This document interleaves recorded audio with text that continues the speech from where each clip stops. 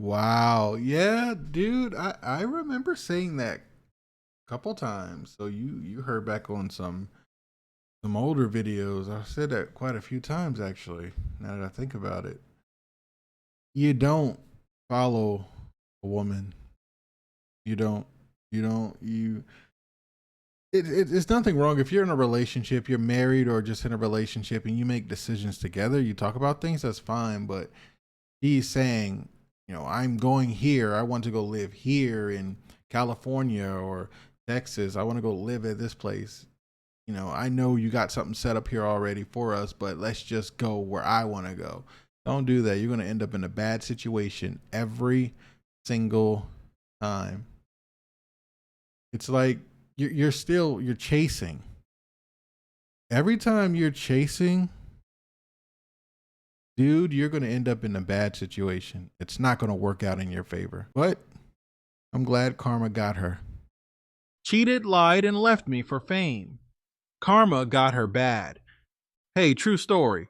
First off, I just want to say I appreciate what you're doing with your channel. I've been watching for a while now, but I never thought I'd end up being one of the guys writing in. But here I am.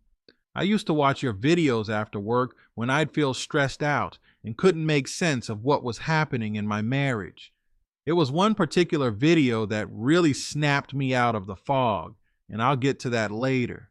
But just know, your words hit me hard when I needed them most.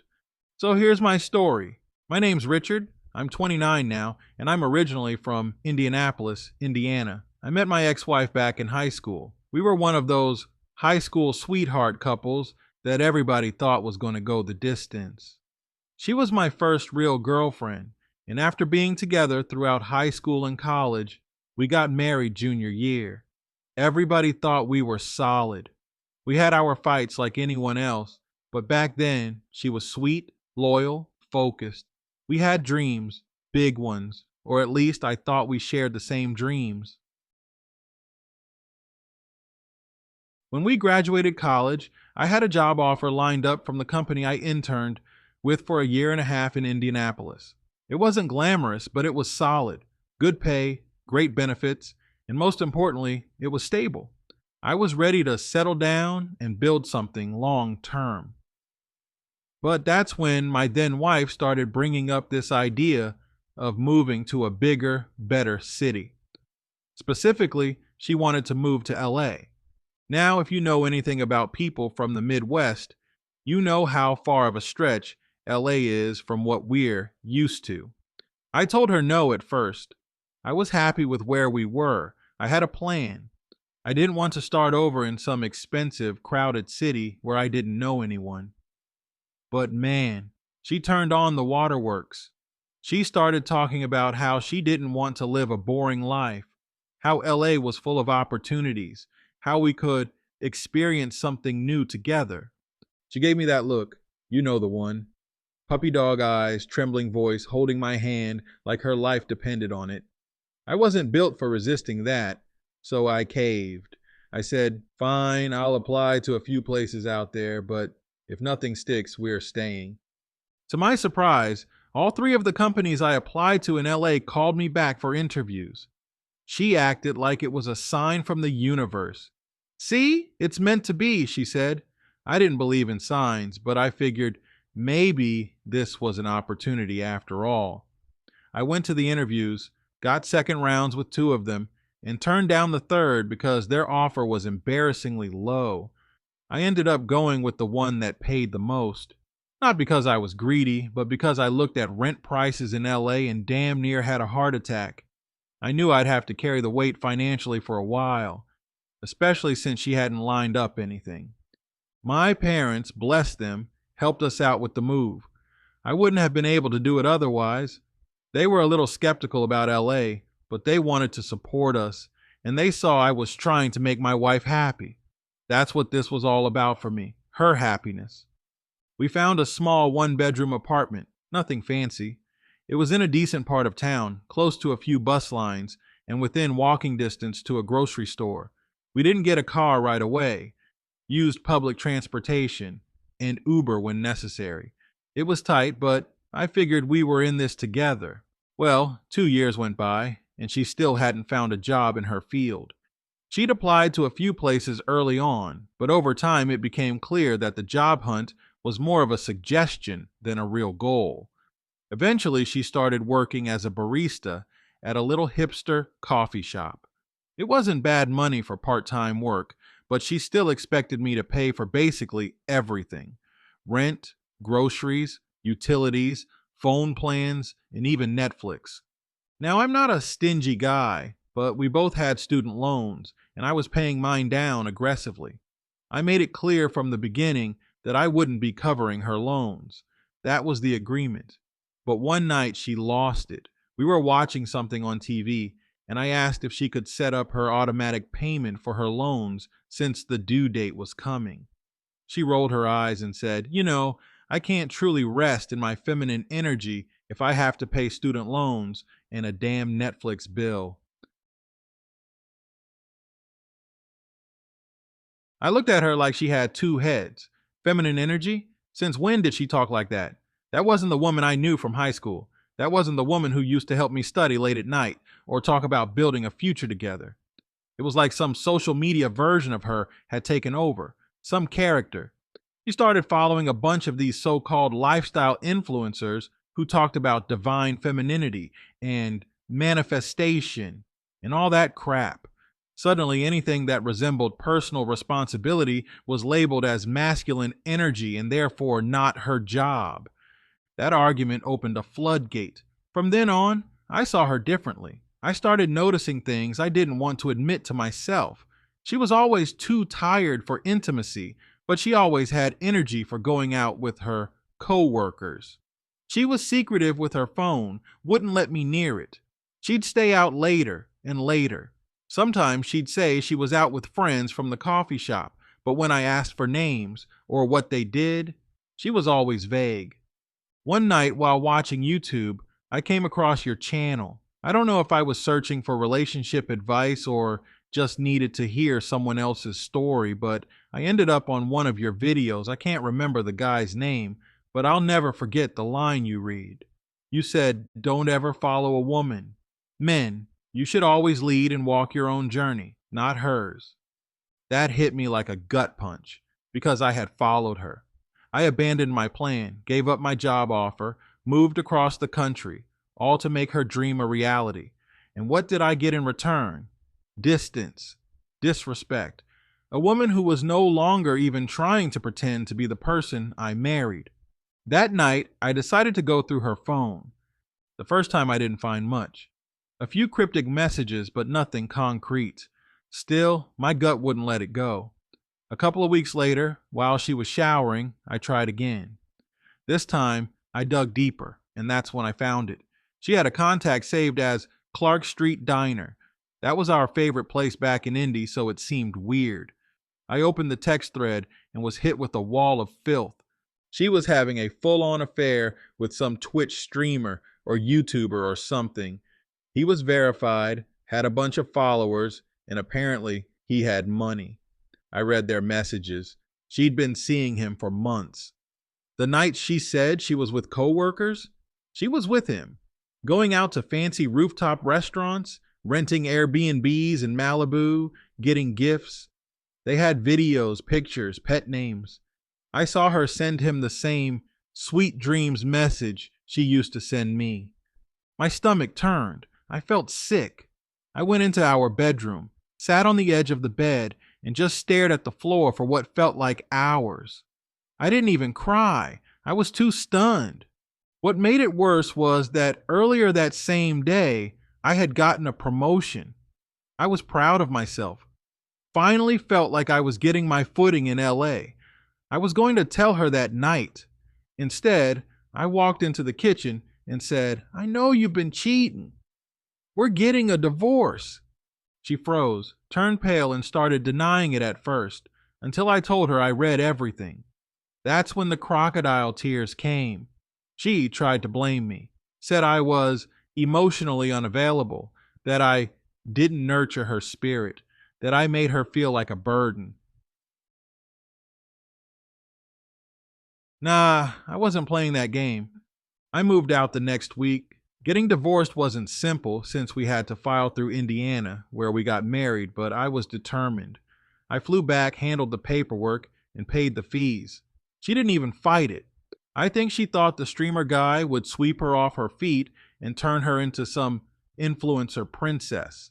Well, fast forward to now. She's still with the streamer, but she's not his girlfriend.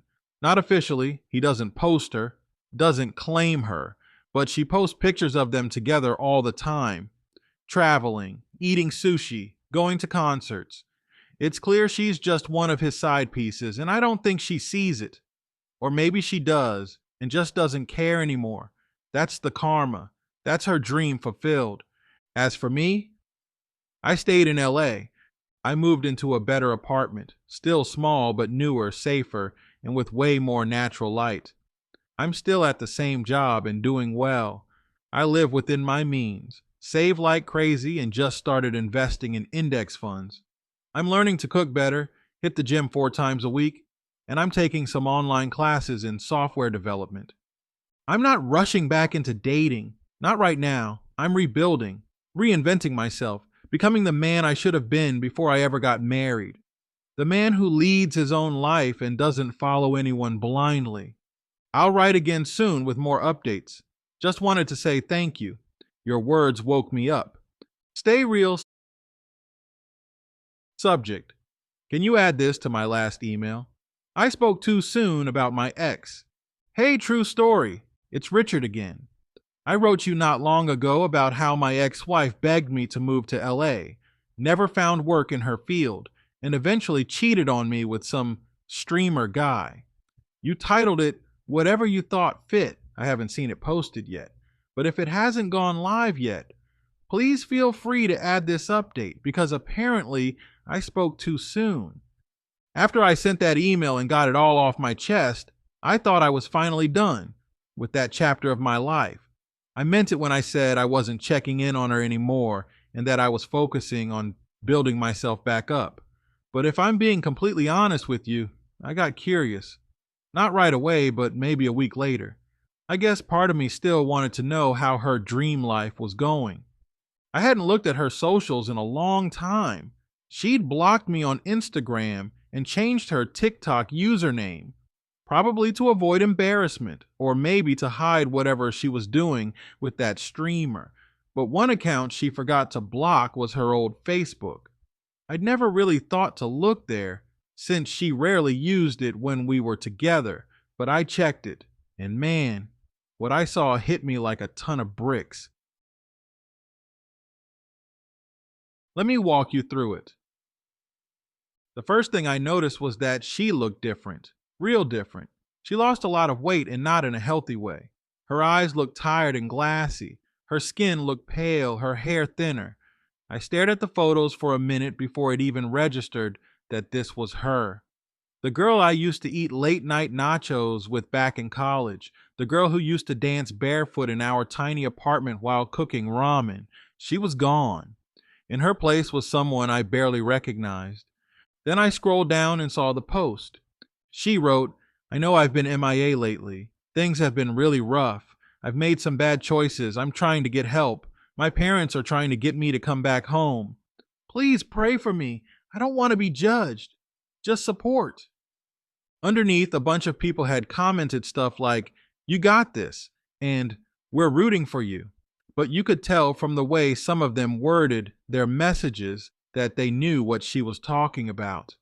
I didn't know the full story yet, but I had a feeling. I dug a little deeper, checked her tag photos, read some comment threads, and that's when it hit me. The girl's on drugs. Not weed, not edibles, real drugs, hard ones, the kind that eat people alive. I saw a comment from one of her old friends that said, I hope you're really ready this time. I can't watch you go down that path again. Again?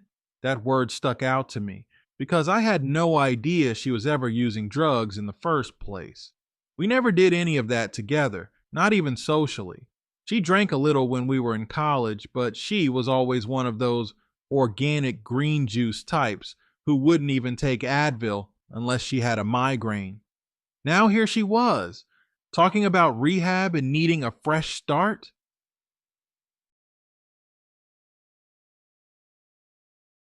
And then it hit me.